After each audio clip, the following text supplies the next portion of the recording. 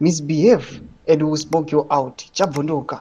Vakomana patiri kuona kuti last week aiwa pamborina kana wiki kana 2 weeks tichiona kuti mutungamiri wenyika aiwa munoona macops vanosvika 900 vaipasa out pathat event yakaitika on Thursday.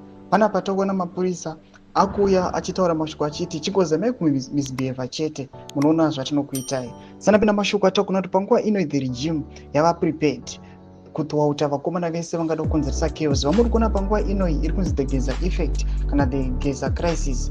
Vakomana chikwadi chese chakubuditswa pachena. Sanapinda mashoko amudanyirwa pana muribva subscribe like on the bell icon. Timira panapa bepanhau Daily News. Vakomana vanoposta this newspaper ramuri kuona ine rakanzi police to insiders misbehave and will smoke you out.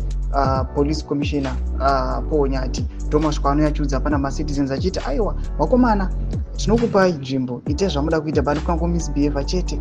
Mashoko ari kuda panapa tiri kuona kuti these guys vari vachithreatena vakomana vanoda kuvoisa up vachikonzeresa chaos. Zvatiri kuona panguva inoi munyika yeZimbabwe tiri kuona kuti mawar veterans nemwe section yevakomana vari the ruling party nethe military they are calling up for the resignation yemutungamiri wenyika yeMazondamdzo Mnangagwa vachiti aiwa these guys they have failed. Vakomana ava corruption yavo aiwa iri kunyanyisa. Panapa tichiona kuti at the same time mutungamiri wenyika achizama kuconsolidate power yake achizama kuti asvike 2028 ambomira zveutagwa nevanhu. Tiri kuona kuti aiwa ari kukwinira aiwa achiuya toona kuti vakomana mapurisa 900 those who passed out last week. Toona kuti aiwa it is another way yatiri kuona kuti aiwa these guys they are still want to cling on to power. Toona vana mambo chinomona toona in all the dimensions. Toona even pamarallies avari kuita nekumobiliza vachiramba vachichezera the 2030 agenda. Zvese izvi zvinoratidza kuti these guys they still want to hold on to power. Tudze mafungiro enyu muri pamusoro pechitiko ichi. Penda comment section medu